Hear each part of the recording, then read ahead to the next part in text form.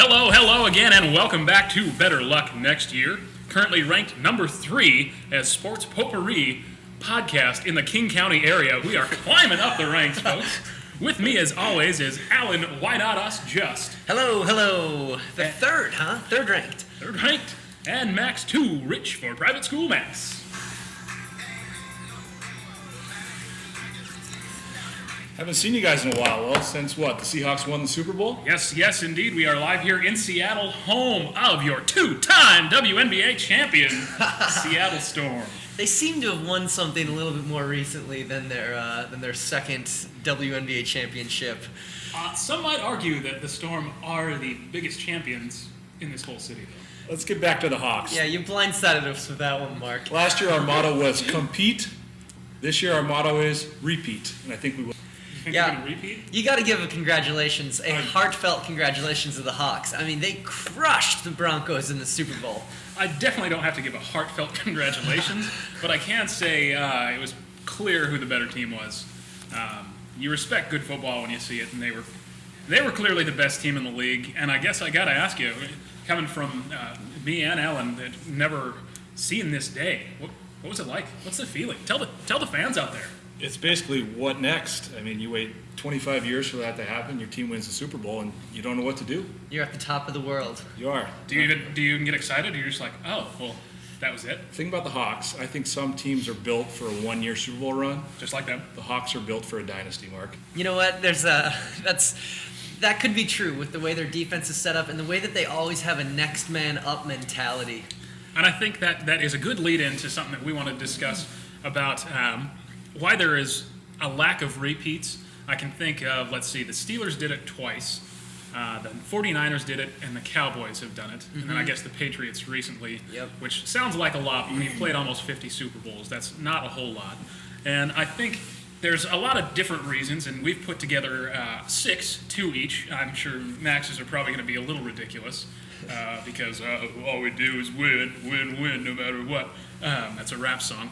Anyway, I think the first reason, and probably the biggest reason that teams don't repeat, is just free agency. When you have a player that is on a Super Bowl winning team, they're likely going to be super overvalued that next year because they were part of something. They know the culture and the feeling. Right. A guy like Golden Tate, for example, could end up having a huge payday when he's a great return guy, a slot receiver. He's not someone who deserves a big payday. No, he's easily replaceable. Absolutely. But because he's touting his gigantic diamond ring from the most recent Super Bowl, his market value has shot up. You're absolutely right. I think since the free agency, that's probably the number one reason. I think it's obvious, but maybe, I guess we'd have to double check all the numbers, but maybe there were more repeats of Super Bowl teams before free agency came into play so heavily. Probably. I think it was easier to build a dynasty. Like I said, the Steelers had done it twice back in the Bradshaw years. That was the most, no team's ever done it twice like they have. The Patriots had that great run, but they did it with a lot of really savvy moves, and they cut a lot of guys before there was time to get paid. Mm-hmm. What about if your best player is in a contract year when you win the Super Bowl? Take Joe Flacco, wins the Super Bowl, gets rich payday. They don't have any money for anybody else. They're not going to make a run. Yeah. And I think, I don't know that you're set up for a dynasty in Seattle, mainly because you're going to have to lose a player that you don't want to lose at some point. You're going to have to pay Russell Wilson. You're going to have to pay Earl Thomas. You're going to have to pay Richard Sherman. You can't keep them around forever. One of those players is going to have to go. I think they got to lock up one for sure to a huge contract this offseason. They can wait another year on Russ, but they either got to lock up Thomas or Richard Sherman this season. Yeah, I think they will probably lock up one of those guys for sure. And but as far as reasons that they won't repeat, another one I'm going to say as reason 2 behind free agency is injuries. The Hawks, they made it through this season without their primary players being injured. Granted, Percy Harvin was injured almost the entire year. They didn't have any stars that had already been established as Seahawks go down for a serious length of time. No ACLs, no serious ankle injuries or anything like that. So I'm going to say injuries is number 2, and that's fairly obvious. I think. Take Marshawn Lynch. How many seasons can he keep going without getting hurt? He right. just banged up each game. And then what? You're starting Robert Turbin Christine Michael, you don't make the run with those guys. No I agree. idea how Marshawn Lynch has not been hurt at some point in the last 2 years. Beast mode. I mean, unbelievable. Knees are so delicate. Okay, No. I'll go off the third reason. How about luck? I mean, you take the Ravens from 2 years ago. They did not deserve to beat the Broncos. They get Not at all. they get in the game on a Hail Mary. They run into not that talented of a Super Bowl team in the 49ers with a first-year, second-year quarterback in Kaepernick. Right. They shouldn't have made it to the Super Bowl.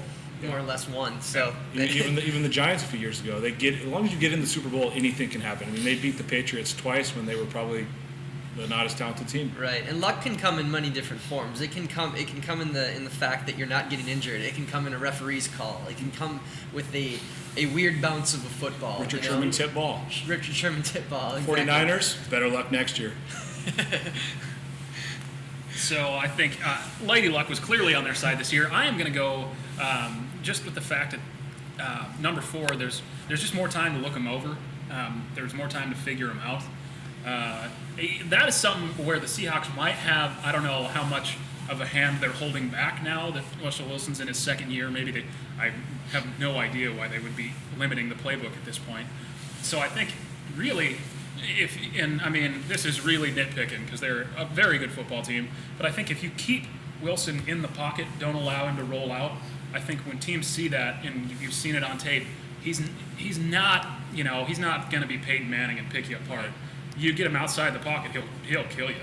So I think the more time people have to look at it, and then their defense, they don't really do anything special. They're not going to disguise because they're so confident in the players they have on defense. They don't care. They're like, this is a cover 2 cloud. Go ahead. This is what it is. A little bit along the same lines of teams figuring you out a little bit, but more on the NFL side of things. They produce a very difficult schedule, and the strength of schedule increases a ton after you win the Super Bowl. Teams like maybe the Ravens last year benefited from a pretty easy schedule on their march to the Super Bowl. The Seahawks, I don't know exactly who they played week by week this year, but it probably was middle of the road because they were a middle of the road playoff type of team last year. So this year they're going to be facing the hardest teams, and then along with that, more to your point, all those teams are going to be giving them their absolute best. They have the target now. That is every time they go into a new town, every time they go into St. Louis, that's their biggest game of the year. You know, they'll sell that game out, and everyone will come to try and win. Yep. Next, take us home. The last 2 points, I kind of combined them. One, you no longer have the chip on your shoulder to win that big game. Yeah. Also, once you win the Super Bowl, players retire. I mean, look, you got Lewis from the Ravens. I heard Marshawn Lynch say if they win the Super Bowl, he's going to retire. Ended up being a joke, but I mean, what else is there more to do? The Bus retired after the Super Yeah. Bowl in There's- 06. There is that feeling of once you're there, now what? I remember that was kind of when I was on my redshirt freshman year. We had won the national championship, and that was my whole goal, was to be on it, just get a ring, get there. And we did it, and it was a really emotional moment. I cried like a little girl. And then coming into the off season, it was like, well, all right, we already did it. So, Yeah. but you still got to put in that work because it's a lot harder to find the motivation. So, I think the importance of great coaching goes up tenfold after a Super Bowl victory. right, absolutely. But I mean, look at us here. We think we know what we're talking about in the NFL. Mark played the longest. He played into college. But we got a real treat for you folks. We're going to bring in an NFL player to get his opinions on something that he probably knows a lot more about. Probably, it's safe Probably, to I say. hope so. I mean, and folks, this is a real big step towards us being a legitimate show here. We have an actual NFL player who is going to come and share his knowledge with us, not a guy who has mortal locks who goes 1 for 3. We've broken our legitimacy scale with this interview because it was so low before. Yeah. We've crushed it right through the top. So he will be coming in. He is a former Gonzaga Prep Bullpup, also a Washington State Cougar. His name is Travis Long.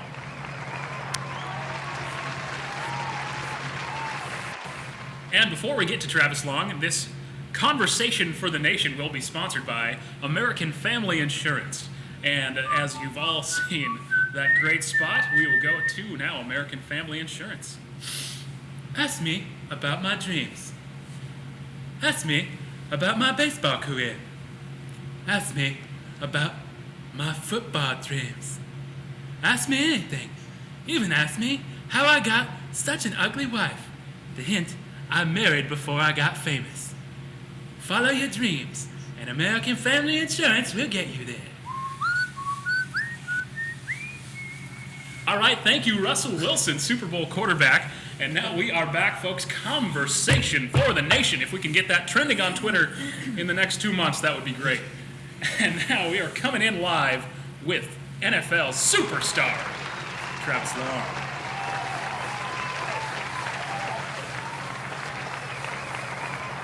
Welcome back, folks. We are here with Philadelphia Eagles superstar out of the Football Factory, Gonzaga Prep, Travis Long. Travis, it's great to have you on.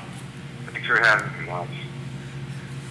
All right, hey, we're gonna kind of lead you through a series of questions here. This is a real big honor for us to have an actual NFL player on. And so the first one, I think, kind of for me, is, as everyone in here has played football, is when in your career did you know that you could actually play in the NFL? No, playing in the NFL was never my ultimate goal in life or anything. I know in high school when I started getting recruited by a couple colleges that I had a future in football. But once I started having a couple of successful seasons in college, I realized I could play at the next level. And so that's kind of when I, started thinking about that being my career. Was there a moment that kind of flipped a switch or anything, and you were like, hey, I might be able to make a run at this? Was it like a single day, or did it just kind of gradually, did your coaches talk to you about it and that kind of thing? It kind of just gradually came about. Okay. I played as a freshman at Washington State. I was decently successful my first 2 years there. In my junior year, I was second team All-Pac-12. Okay. So that was the moment I realized, if I had another good season, I'd have a shot at the NFL. Now, Travis, you got recruited from some pretty big time programs in the Pac-12. Oregon, I know Boise State was looking at you, and you ended up going to Wazoo, and you started from the moment you put foot campus there, didn't you, as a freshman? Yeah, from the first days of summer camp. And you played against some pretty good players there. Who's the best player you played against in college? Probably Andrew Luck. His first college start was my first college start. So I played him quite a few times. Did you ever get? Very good player. Did you ever get to him, sack him or anything? I didn't sack him. He was a 1 yard gain. Okay. I wasn't technically sacked. So as you played in college, college is known for its historic rivalries. Who I think, obviously UW's the answer. Who, other than the University of Washington, did you really consider, who did you look forward to playing most other than them? Other than them, I liked playing Oregon because they were always very highly ranked, had the good offense, and I kind of wanted to. Their fans are the most annoying? They did have some pretty annoying fans, but I think that most annoying fan goes to UW. Oh, really? Yeah. I suppose. So during those games against Oregon, were you just gassed? That's so up tempo. Did you guys were you in the whole time, or was it just a line rotation? That had to be a hell of a week trying to prepare for those guys. Yeah, you try and prepare for it in practice by catching at a high tempo, but you really can't match that actual Oregon speed. But I played a lot of snaps, so I didn't get much rest. Do you have any but thoughts? We did have to rotate. Sorry to interrupt. Do you have any thoughts about that new rule that they're thinking about implying, or the 10-second rule once they spot the ball? As a defensive player, what do you think of that? Is it fair, or is it just taking strategy out of the game? I think it's kind of taking strategy out of it. I think tempo is kind of part of the game, and that's just how it's evolving. I don't think they should make a rule to slow the game down. Yeah, I certainly agree with you. I was just wondering, as a defensive player who's obviously played high-level college football. Interesting. Okay, once again, we're here live with Travis Long, star of Washington State, captain of the team, now with the Philadelphia Eagles. Travis, let's talk after the college season. When you started getting ready to go pro, you got injured, and so you didn't get to go to the combine, did you? No, I got injured the second last game of my senior season, so I didn't get to do my pro day. I didn't go to the combine. I didn't get to go to any of those senior bowls or anything. So my after the season prep for the draft was just trying to get my knee healthy. So now, judging the combine, I know it just happened this week. Do you think that's kind of an overrated evaluation tool? Do you think if you had gone through the combine and maybe your pro day, do you think that would have changed things and you would have got drafted, or do you think it's just kind of overrated and just looking at a bunch of numbers that don't really matter all that much? I mean, I think it shows some things that teams like to see, but I'm a personal believer is you are the player you put on film. Mm-hmm. I don't think no matter how fast you run, Okay. it's just kind of what you put on film is what kind of player you're going to be in the NFL. So how did it go down with the Eagles? When did they sign you?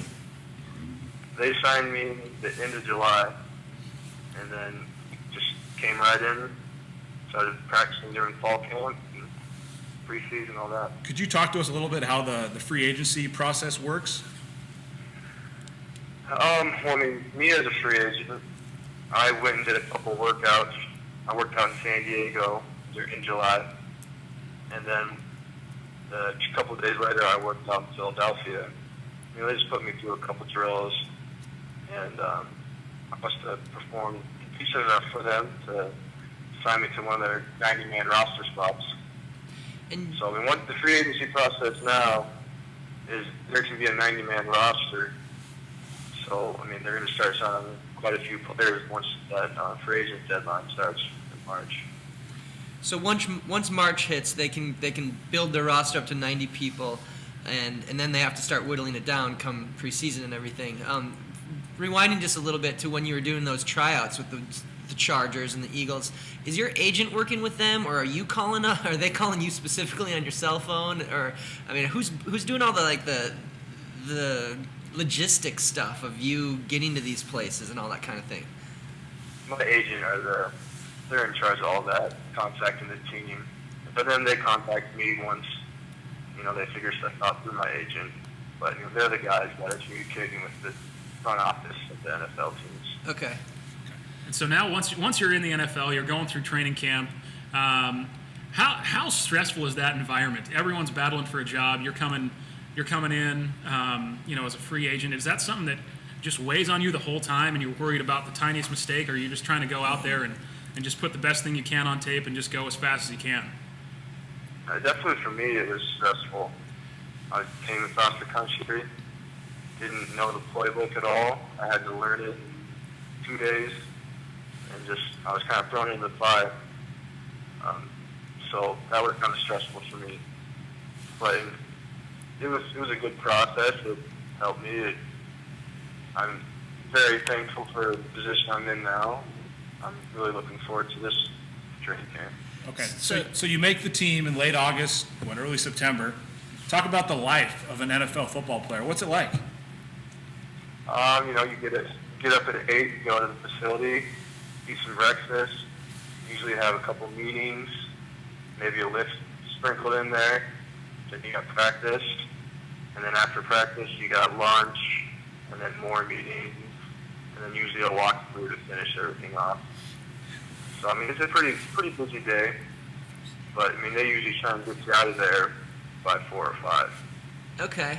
And as far as the NFL player, practice squad player specifically, I think we were talking about it earlier, and there's so many people out there. Every guy that watches football every Sunday knows everything about the game itself, but I think that the practice squad player is something that they probably don't know much about.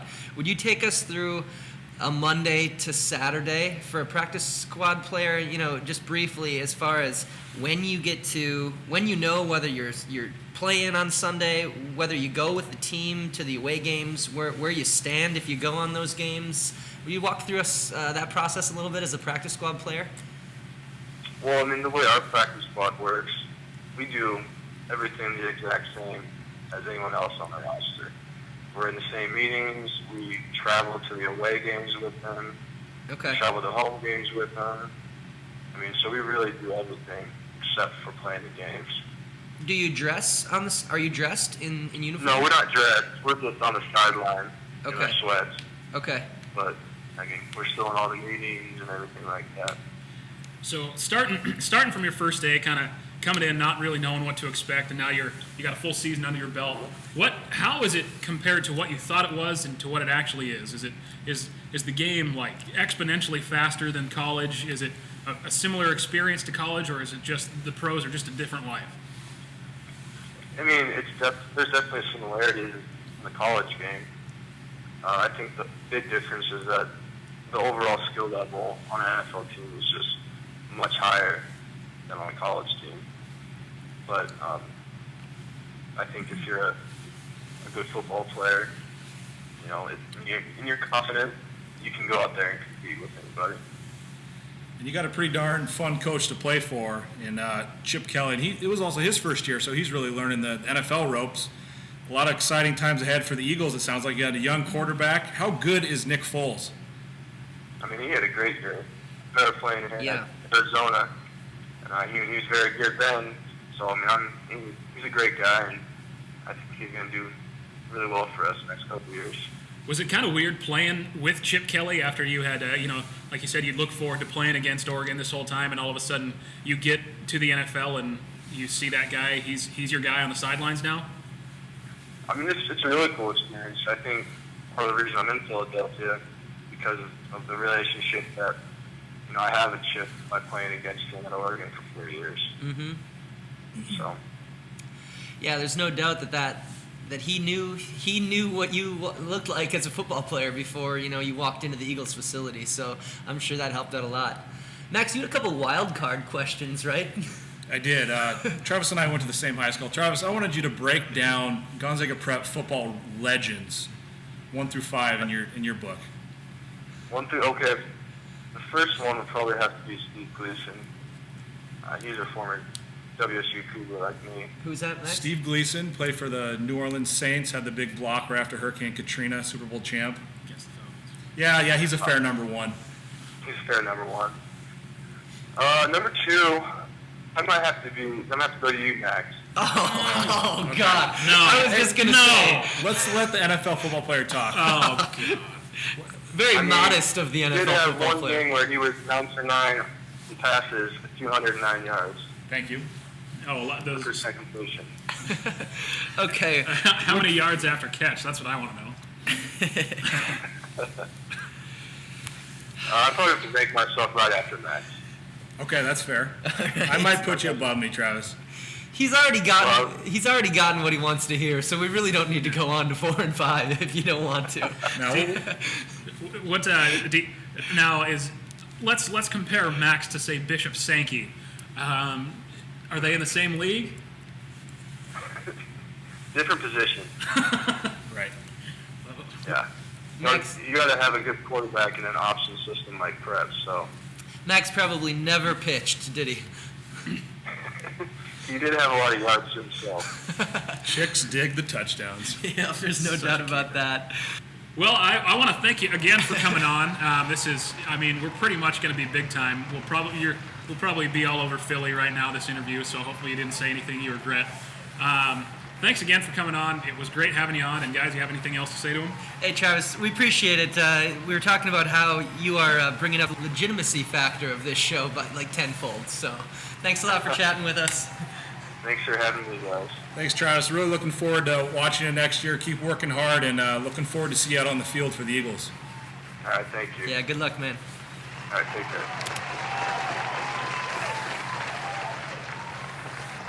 That was it, folks. Conversation for the nation. How about that? A real NFL player. It was fantastic to have him on. And hopefully everyone out there is an Eagles fan right now.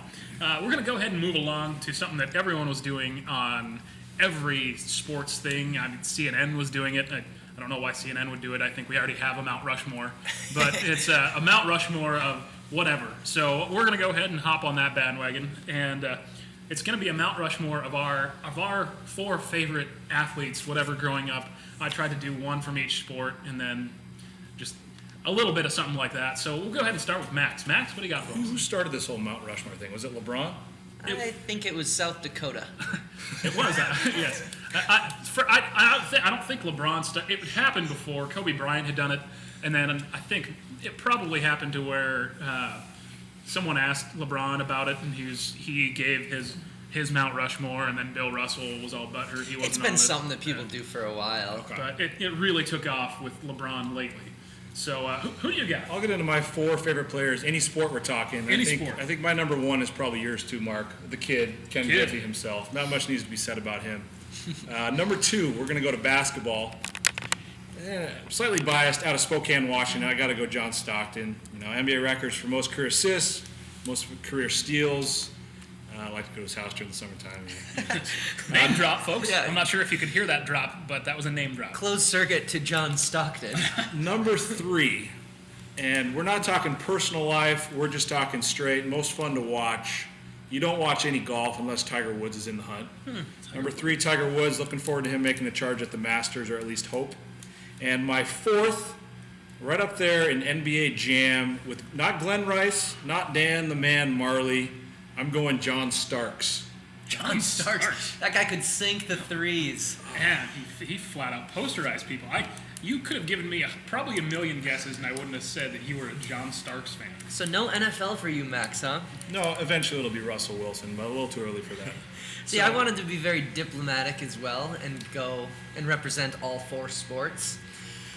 However, I was lying to myself, and Mario Lemieux does not make my Mount Rushmore. A Canadian? Right, exactly. So what I'm gonna do is, your Ken Griffey Jr. is my Kirby Puckett. I'm gonna put Kirby Puckett up there, upper left. I'm gonna put MJ himself, the very best basketball player ever to play the game, Michael Jordan, up there. My personal favorite, and we can get into this story at a different time, Herschel Walker. Now, he wasn't the best NFL player ever, but he was one of the best pro football players ever, professional football players, considering his USFL years, where he rushed for over 2,000 yards in both seasons. He wasn't the biggest guy in the league, but he feared nobody. That's true. Just like me. Thank you, Happy.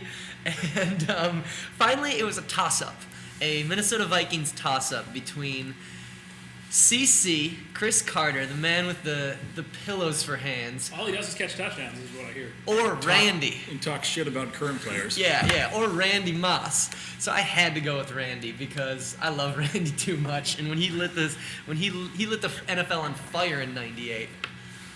That is a great Mount Rushmore. Mine is going to be, I try to pick one from my each favorite team, and I don't really have a favorite NHL team, so there's kind of a wild card. I will start with Ken Griffey Jr. I think anyone in this, this side of the Mississippi probably had at least a couple posters of him growing up. My other one, my basketball guy that I had posters of growing up, Sean Kemp, the Rain Man. Love me some yeah. Sean Kemp. And then Atlanta Falcons are tough.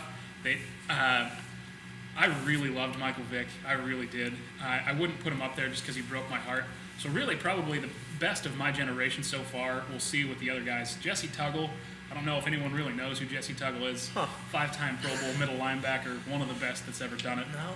And then my other one, I think our generation truly got to see greatness in Michael Jordan. Yeah. Back to Sean Kemp. Is he a Hall of Famer? He is not a Hall of Fame. Would you say he has more kids or all-star appearances? Absolutely more kids. He is an all-star and a Hall of Famer in the fathering of illegitimate children. That he is. That he is.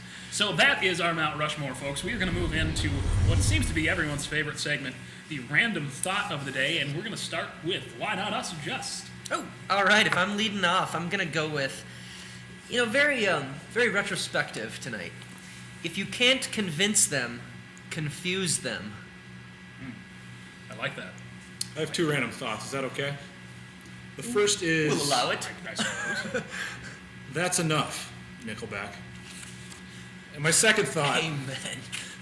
will the Vikings or Falcons ever win the Super Bowl? Low blow. Low blow. Go Hawks.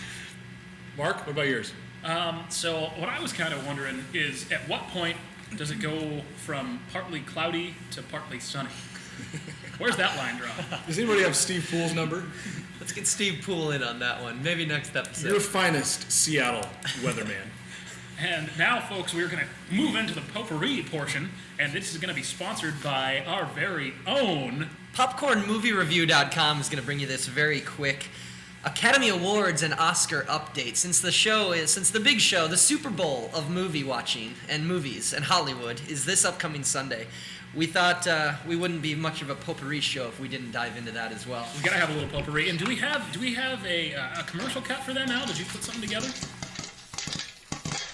It's popcorn, popcornmoviereview.com. Thank you very much. That is very well put together. Many hours spent on that. So, Alan, I'm gonna see you. You're our resident movie buff. I think I've only seen 2 of the Best Picture nominees. I have seen the one where they get lost in space. That's Gravity. Apollo 14. And I have also seen just recently The Wolf of Wall Street. Okay. So have you seen all of the movies? I have seen all of the Best Picture films. I've seen all of the Best Director, all the Best Actress and Actor, Supporting Actor and Actress as well. I'm that annoying guy at the party who's going to talk about every single movie that's up.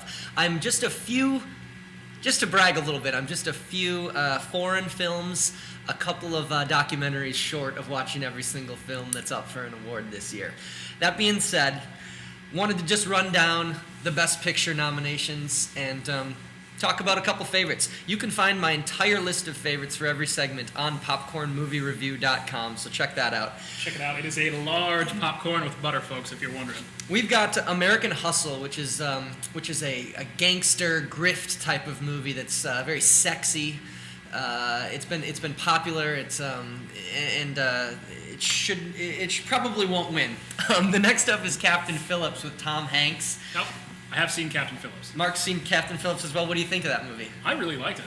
I'm pretty on board with anything Tom Hanks does. He could stand there nude for 20 minutes, and I would say that was fantastic. It was a very great movie. I don't think it's going to contend for one of the best pictures in the end. The third movie is Dallas Buyers Club. This is the Matthew McConaughey role that he lost, 80 pounds for, something like that, where he is an AIDS victim in the 80s, and he sets up a business so that other AIDS patients can get access to the medicine that the doctors aren't providing to them at that point. Is it true that he filmed True Detective right along that same time as? Absolutely, yeah. His demeanor and physicality in True Detective definitely rings true, and reminds you of his character in Dallas Buyers Club. McConaughey's really coming out of his shell from his pretty boy to he's coming up with some great roles. Absolutely, he's gone from heartthrob from chick flicks to Oscar winner. So Well, let's not forget about Dazed and Confused. all right. We should really take a bet on whether he's going to do that when he takes his trophy on Sunday night. I don't think he will, because it's high time Leo gets his. Oh, you think so, huh? He's a man. Well, let's talk about The Wolf of Wall Street, which is a tremendous film by Martin Scorsese. It's the story of Jordan Belfort, the con artist, Wall Street salesman from the early 90s who was a drug abuser. Every single thing you can imagine what's wrong with humankind is displayed in this movie, but comically, which is why it's a Best Picture candidate as well as a very, very great film. I don't think it will win. I think it could win.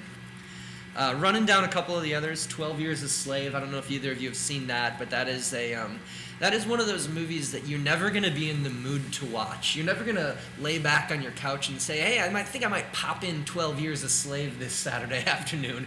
It's one of those movies you need to make yourself watch because history repeats itself, maybe. Yeah, hopefully history repeats itself. Go Hawks. A couple more movies. That's absolutely great how he took that from slavery to the sea. I'm not a big movie guy. I've only seen one of these movies. Nice segue. Which one have you seen? Captain Phillips. You saw Captain Phillips? The Okay. thing I couldn't figure out is how can you not defend yourself against 4 14-year-old pirates?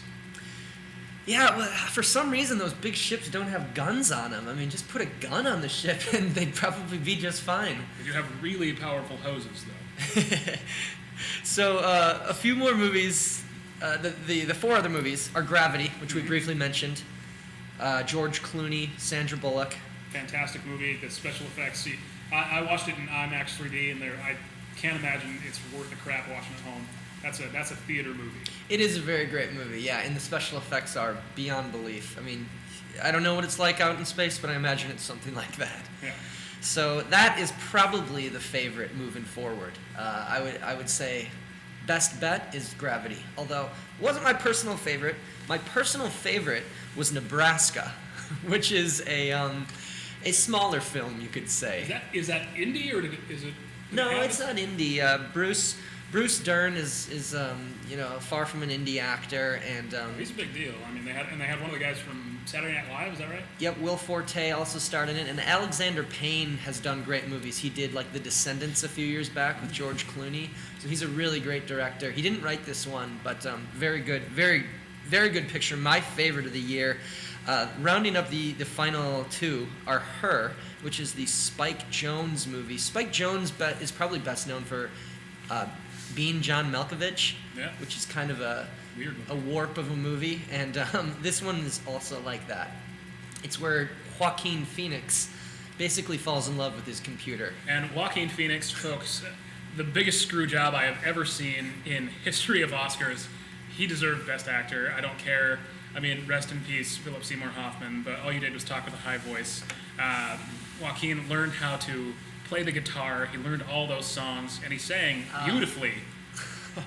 You're talking about for Walk the Line? Walk the Line, Yeah. great show. Yeah, that He is got those. surprising that he didn't win that, and he doesn't even have the opportunity, unfortunately, to win another one this year. But he'll probably win one at some point.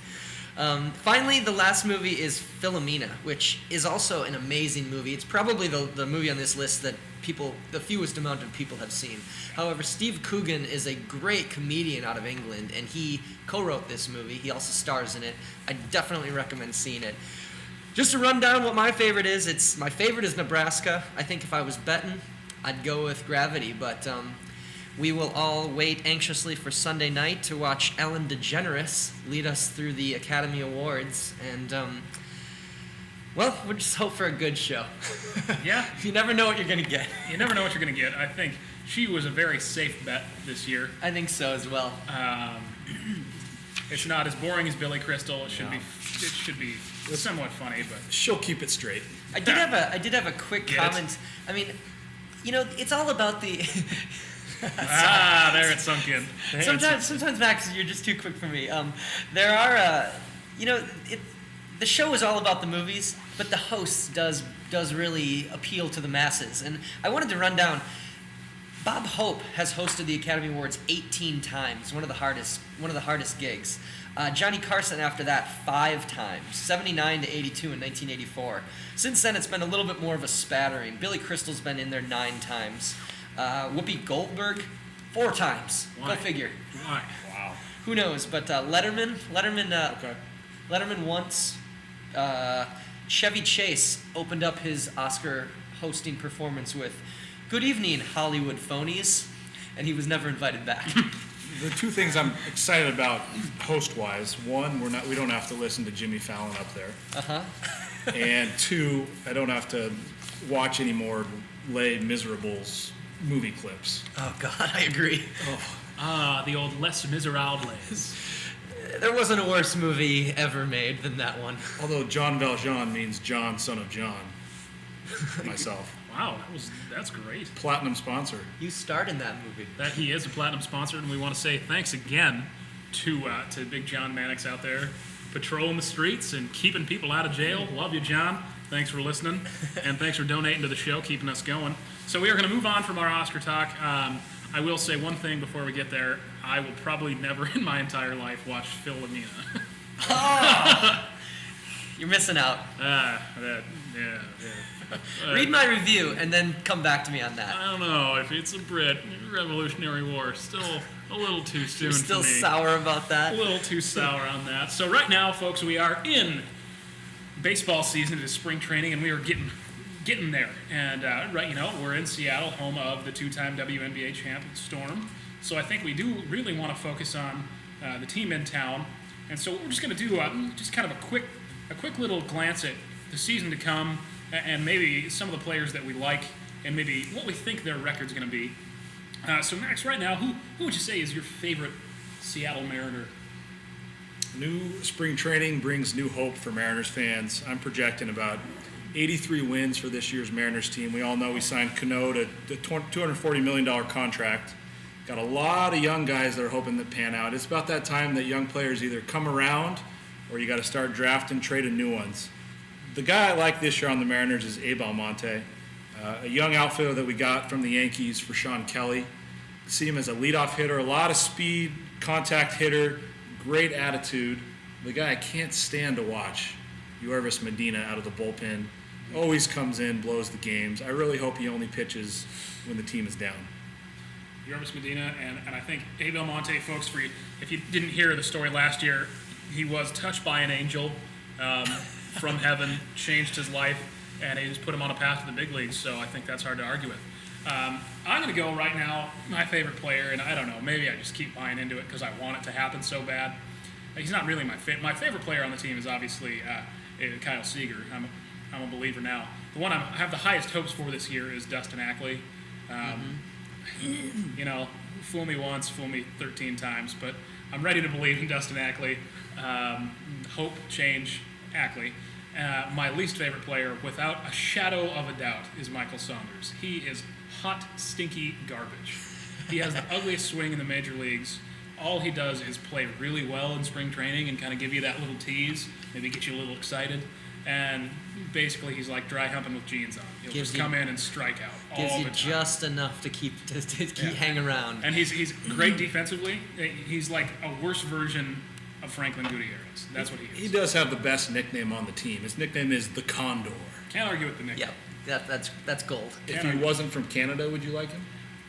It's not really a Canadian thing. It's that swing. It is hideous. Okay, I think both him and Ackley have a lot of mental issues to work through. I mean, you look at Ackley in the minors; he just tears it up down there when he's not thinking. If he can overcome that mental side of the game, he could hit 300. He could hit 400. Alan? My favorite player is unfortunately long gone. Brendan Ryan is no longer a Mariner. So what I'm going to do, and this isn't going out on a limb by any means, but to a certain degree it is, because the Mariners have a history of signing big free agents and them not performing in this stadium. What do you mean, like Adrian Beltre, Richie Sexton? Sean Figgins. Jeff Cirillo. Hey, it wasn't Schoen's fault.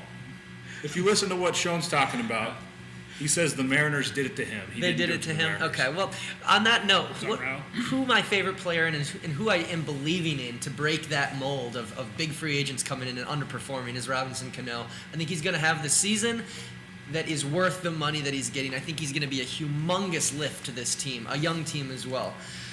Least favorite, and I don't know if this counts, but least favorite without a single doubt in my mind is Franklin Gutierrez.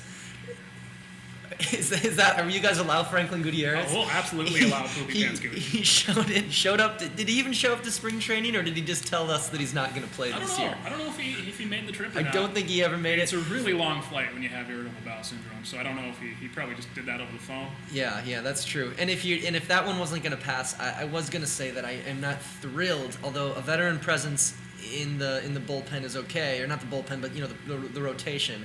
I don't love the Moonshot Scott hiring. And that's Scott. That is Scott Baker, folks, coming over from his beloved Twins. Moonshot Scott, a really hilarious nickname that I have never heard before. I've sprained many a necks. Watching those balls fly out of the park. AKA the launch pad.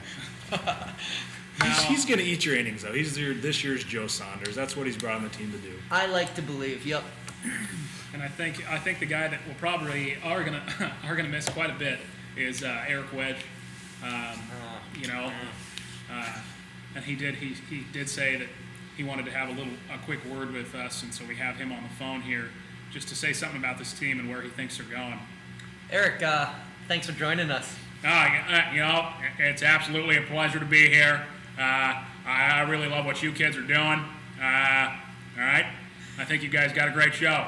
Would you say it was a friendly departure from the Mariners? Well, all I was really concerned about was coming in every day, doing the right thing, all right, showing up, okay? We're going to work hard, all right? And these kids are going to show up and want to do well. They're going to expect to get 1 or 2 hits, all right? And so that's what it's going to be about, and then it's going to be fun for everyone. And you're a Better Luck Next Year supporter? Oh, absolutely, all right? We'll see you guys. I'll keep listening. I hate all the other podcasts. All right, you guys are great. I gotta go. Really busy looking for work. All right, you guys keep it up. Thanks, Eric. Thanks, Eric. We're looking forward to listening to you on ESPN, Baseball Analyst. And apparently he cannot answer. He is already gone. So I do kind of have to share this crazy story that happened just yesterday. So Al and I are walking to lunch. Don't you ever talk about me. Oh, sorry, Alan. I guess I didn't mean to offend you there. That's okay. I'm sorry. Sometimes, I don't know what came over me. Go ahead and continue. So anyway, yesterday at lunch, Alan and I walked into the cafeteria. We were trying to get a sandwich from Bear. Oh, Bear makes the best Are sandwiches. you kidding me? Dynamite. So we're waiting in line to get these sandwiches, and then Max walks in, and Don't you ever talk about me. oh, Max, what's the story, man? Well, sometimes, I don't like it when people talk about me. But fine. Go ahead, Mark. Finish your story. Thanks. I will. Anyway, Bear was making my sandwich when the other cook behind the counter asked Bear what kind of sandwich I'm having. So I'm like, Don't you ever talk about me. then I said to the other guy, I want Bear to make my sandwich. Your sandwiches suck. And he goes, Don't you ever talk about me. Bear's sandwiches are shit. My sandwiches are the best in the cafeteria. Bear was like, Don't you ever talk about me. if the dude wants one of my sandwiches, then I'm gonna make him his sandwich. And I'm like, Don't you ever talk about me. so then we're all like, Don't you ever talk about me. and Don't you ever talk about me. So, Alan, what ended up happening? Did Mark end up getting his sand? Don't you ever talk about me. sorry. yeah, I got my sandwich. And Bear actually, he made it, and it kind of sucked, actually. But then the sandwich comes at me, and he's like, Don't you ever talk about me.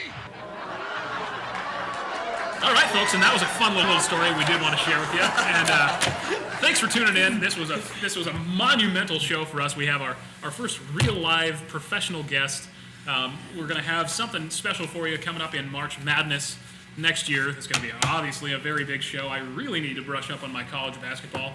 Thanks again for listening, and as always, Better luck. Next year.